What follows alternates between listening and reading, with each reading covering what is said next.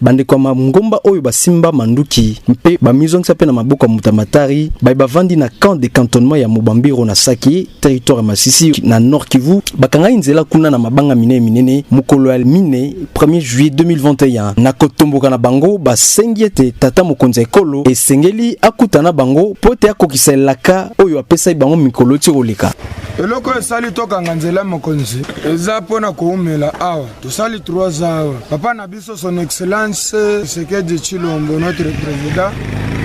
ayebisaki biso kerie azalaki awa na 12e mois le 28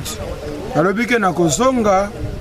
avant janvier ou bien après mais bozala po boza ba patriote bo patienter boza na pays na bino bozela mukolo na koya ko défendre bino volcan de eyeli yawa mais abosana teke rebellion eleki volcan ukomba volcan mais oye kokutana na ba rebelle basali yo lelo yo ekosala kala mingi te sanza mibaleuta état de siège bandaki na Nord Kivu mpe na province ya Ituri bandeko oyo baza bongo 450 rendu baza na Mubambiro na 27 km na ville ya Goma esika tata mokonzi ya ekolo azali kolekisa mikolo na ye nazabongo fiston isemwami na otimboka Sake pona VOA.